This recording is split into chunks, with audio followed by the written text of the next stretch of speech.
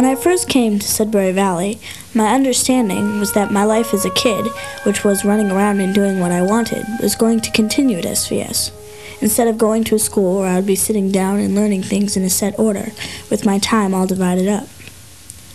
To me, the whole idea of sitting down was just anathema. I was not into sitting down. I was a runaround kid. I was outside through most of my early school career, even in the winter, and I couldn't understand how the whole idea of being penned up related to being a kid at all. When you're a little kid, adults seem really tired and slow, and there's this big feeling that that's going to happen to you one day, so you'd better play and have fun while you have all this energy.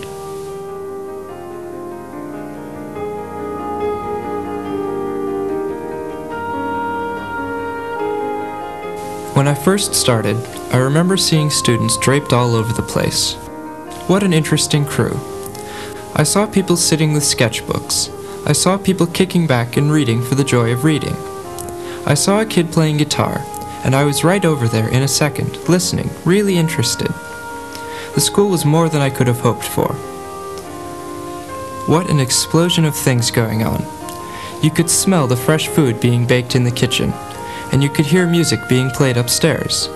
And you could go through rooms full of books and more books, and the pond, and just the way people were dressed and the way they looked. People were just letting it loose, not afraid to sit outside and read a book, or play a guitar, or be interested in something.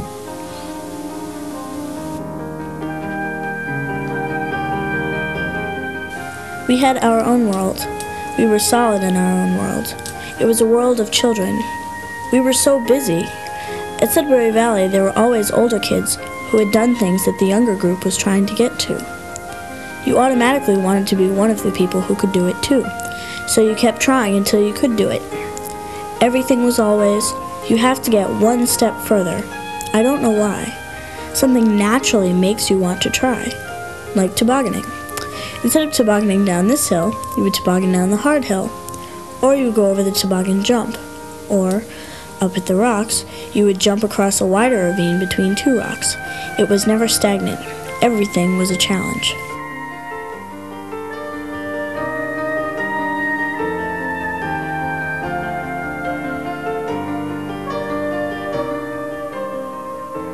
The older kids weren't snobby or superior. I respected them because they were so much more experienced and they knew so many things that I didn't know. There were certain times when they'd interact with us and play, and then there were times when they'd be doing their own thing and we'd be doing ours. Sort of like different worlds that would come together for a reason and then go back to their own business.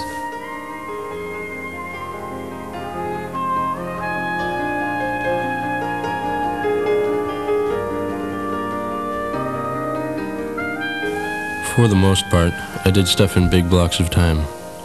I would start each day by continuing what I left off on the day before. So if I was building a tree fort somewhere, I would start again on that tree fort. I would work on the tree fort until I got hungry enough to come in for lunch, or, if I was smart enough, I would have brought the lunch to the tree fort in the first place. Once the tree fort was done, it was no longer as interesting. Building something is more fun than once you have it, because the fun was in building it.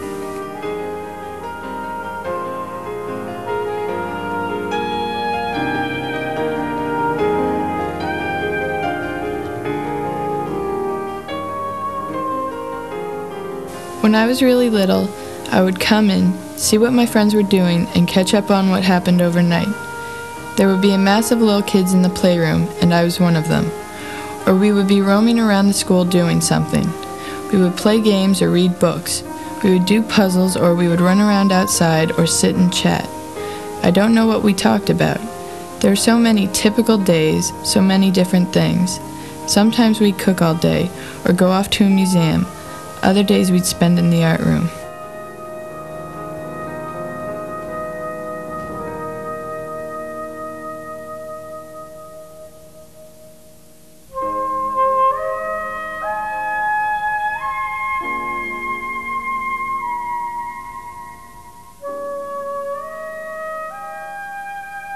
The basic rules were, don't disturb anyone, don't hit anyone, don't bother what they're doing, and don't make noise in the reading rooms. I remember being conscious of an excitement about living life without cumbersome rules. The basics were like the 10 Commandments, rules that made sense to everybody in every age group, and everything else was a sense of complete freedom and inclusion. You were in on all this stuff. You were not watching it, you were part of it.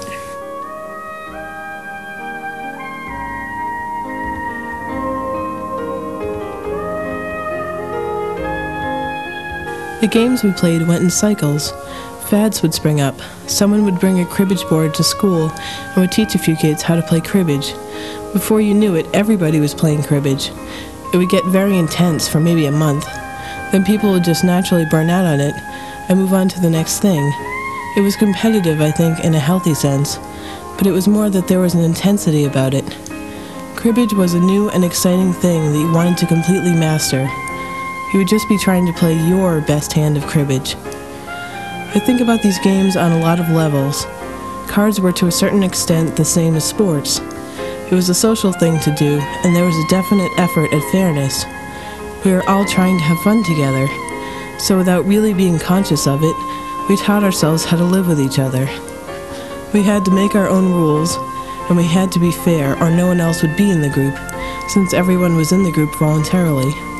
How to work with people was really the important thing that was going on educationally. It's not as if you're trying to teach yourself skills.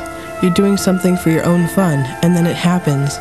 Suddenly you realize you're someone who knows how to deal with people.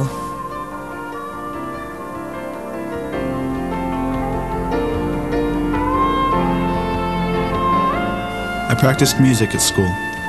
There were days when I would practice a lot more, and days when I would practice a lot less.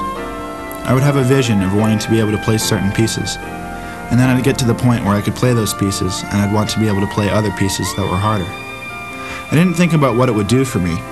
I just thought it was something I wanted to do. I believe that everything you do helps everything else you do, because if you're doing one hard thing, it's not that different from doing another hard thing. It may take different physical skills or maybe different mental habits, but it takes the same kind of concentration and requires the same kind of thinking.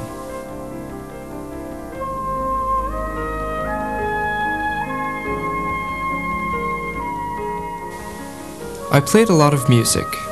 I guess this is a thing that is typical of the school in the totally random way it occurred. Music was coming into my head. I was not seeking it out. I would just be walking along and I'd be humming a tune, and I'd start thinking about my life as a teenager, and words would be there. It's an incredibly expressive time in your life. You're falling in love for the first time. You're about to become an adult, but you're not quite one yet. You wish the world was a perfect place, and you're realizing all the ways it's messed up. Lots of very powerful emotions. My friend Alan, who played classical piano, happened to say one day, completely casually, so casually that he doesn't even remember saying it to me, even though it changed my life, "Why don't you just try picking out some of those tunes on the piano?" I couldn't believe how easy it was. Suddenly I was playing 4-fingered piano, 3 fingers on the right, 1 finger on the left. I was writing a lot of songs and playing whenever I had the chance, and that kept building as an interest.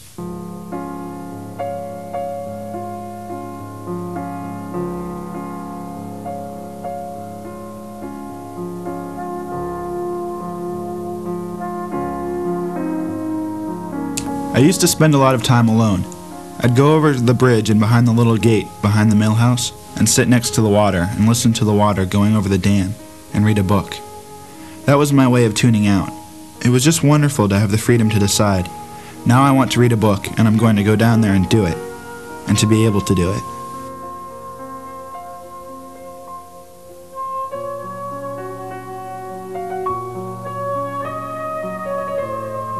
Everyone was extraordinarily mobile.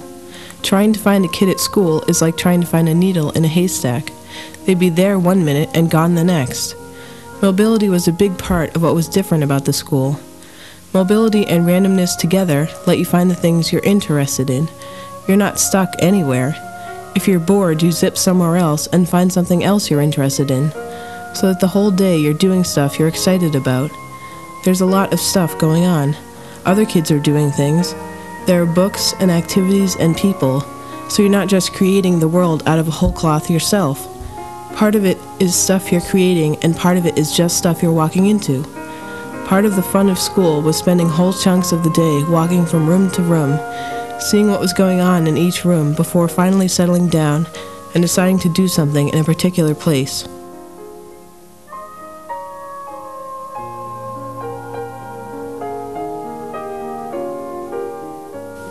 Everybody ran the school. When you got down to the nuts and bolts of voting on allocating funds, the school meeting gave everyone a chance to discuss what they felt should be their priorities. Then the majority decided. It gave children an opportunity to be responsible, but it did not force responsibility on them if they didn't want it, because they didn't have to be there and they didn't have to vote. There were a lot of people who did not show up or left during the middle of the meeting, when discussions started about how much money we are going to need to replace the drains. They didn't want to take responsibility for that. That's fine.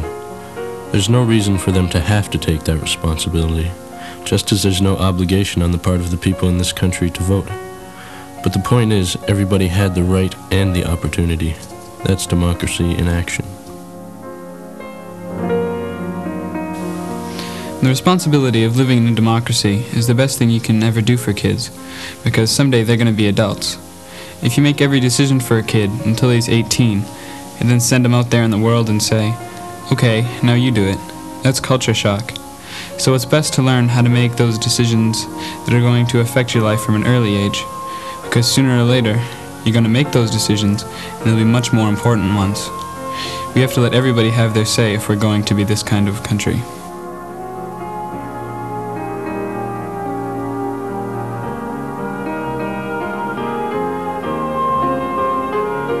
Being on the Judicial Committee was really just a month-long glimpse into people's lives. You'd have heart-to-heart talks with kids, because what are you going to do about a kid who's always bugging somebody? The Judicial Committee was your tool for making people understand that it's not that running down the hall is the crime of the century, but let's say I'm walking down the hall with a tray full of fragile things and you run into me. That's not something I really want to encounter. Learn to live your life in the context of not making your freedom impinge on the freedom of somebody else. I went from being a self-centered person to realizing the effect of my activities on a larger scope, and I would make adjustments to my behavior. The judicial system took care of the problems when common sense amongst the staff and students themselves didn't. But the feedback you got from everybody was more important than the judicial system. I think people respond much better to somebody saying, look, this is not good, or just by someone being a role model, showing you how to interact and what's okay and what's not. When someone crossed the line too many times or flagrantly, then the judicial system came into play. There was peer pressure to act responsibly, and that was a big word at Sudbury Valley, responsibility. I was 9 years old, and I was being trusted with things that I never thought I'd be trusted with. So the pressure I felt came more from within me than from the judicial system.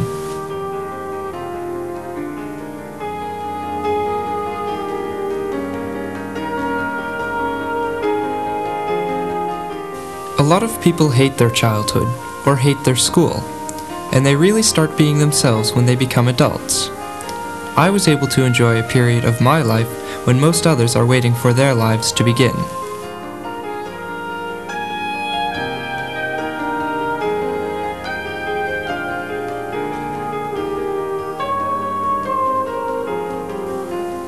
Most of the things I learned from other kids. I'm not saying I didn't learn from the classes I took, but the bulk of what you learn at Sudbury Valley is life. You learn how to deal with people and how to get things done and how to organize all the things you learn. Some of it you learn from seeing adults do it or participating with adults. I was part of committees and things like that where there would be other people showing me, but most of what you learn from the other kids. How you live and how things happen and what goes on. Because you're sitting around talking, or somebody is saying something, and an idea comes up, and it sort of gets put through the mill, and evolves.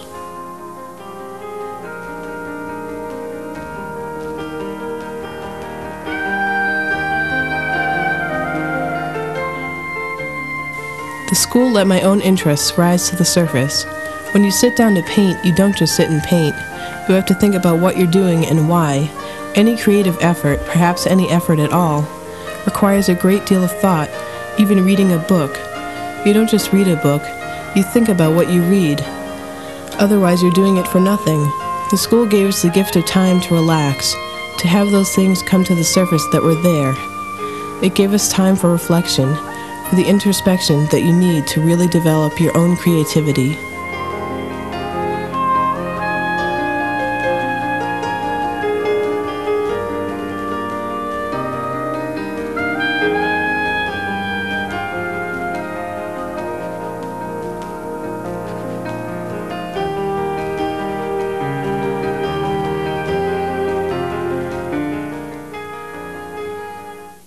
Suddenly the freedom was too much for me. I wanted structure. I wanted someone to tell me what to do. One day I approached Dan Greenberg and asked him if we could talk. I must have looked like a nervous wreck. What should I be doing to prepare for college? Should I go to college? What am I supposed to be doing here? I unleashed a barrage of questions.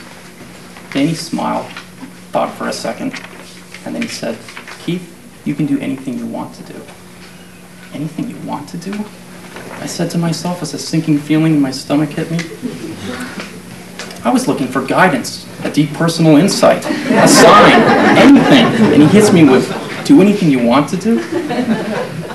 I smiled and said something like, "Oh, yeah, right." He assured me that college would always be there for me, and that I was already a wonderful human being. I felt better when I left there, but something still wasn't resolved.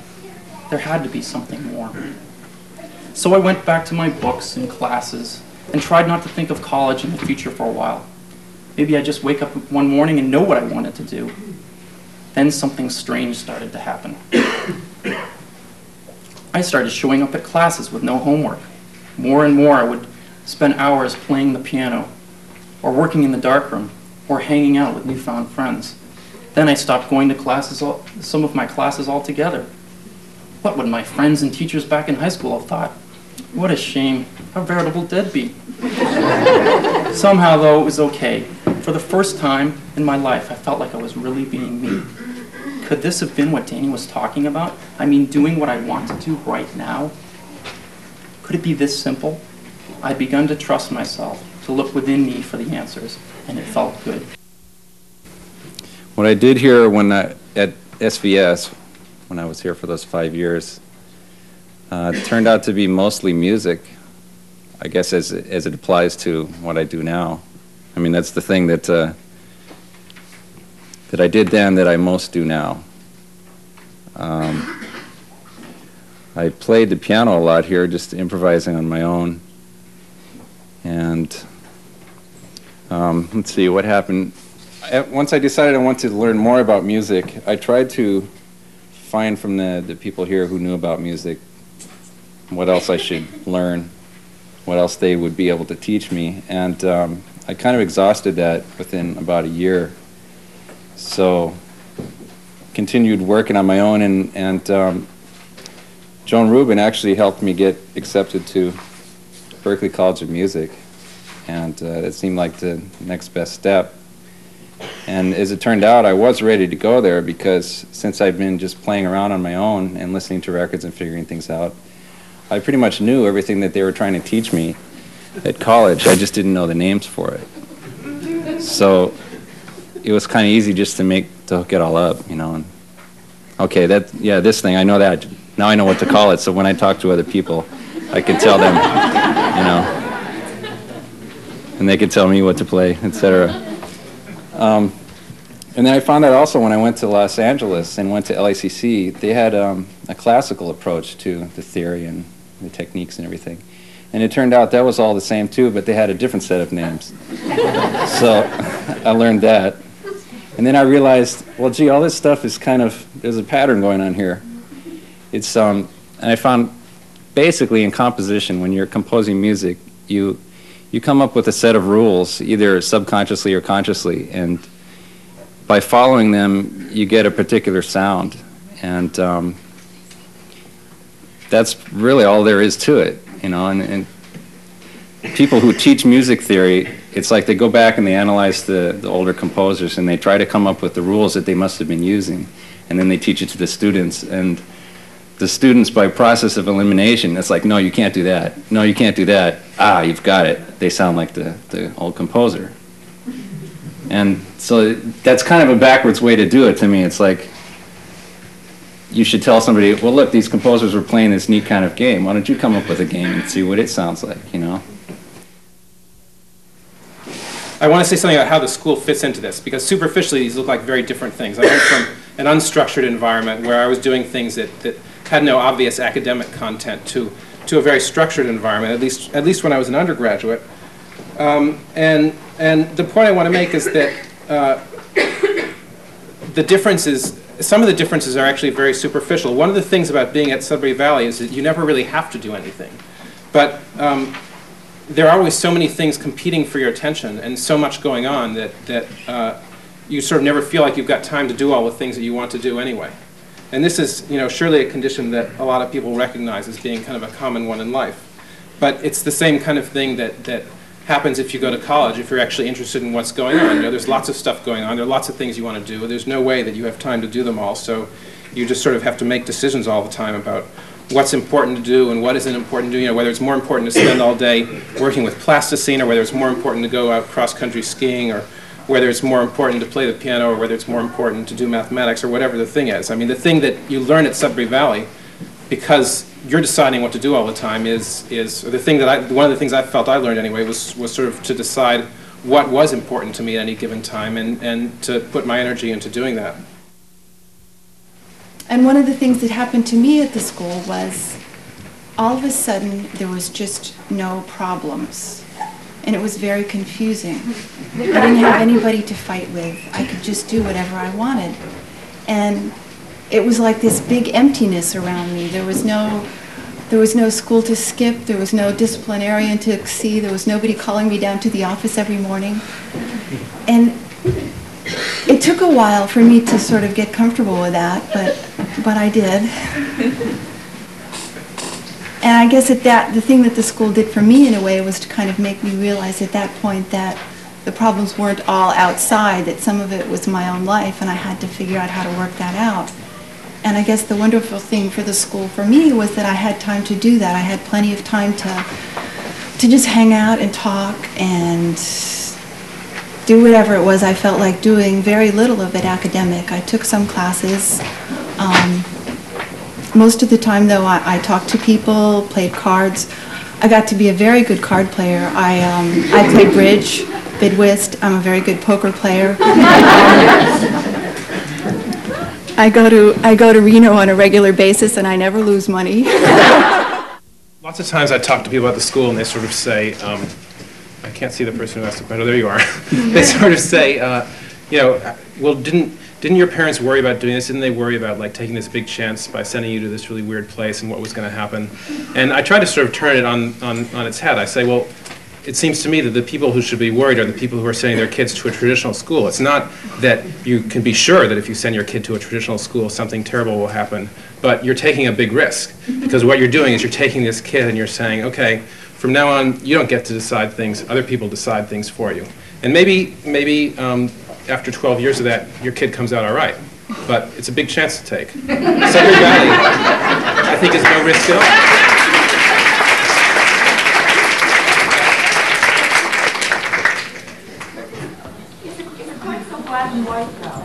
I don't think it's quite so black and white. I don't think it's black and white that if you go to a traditional school that something disastrous will always happen to you. That's not the point I'm saying.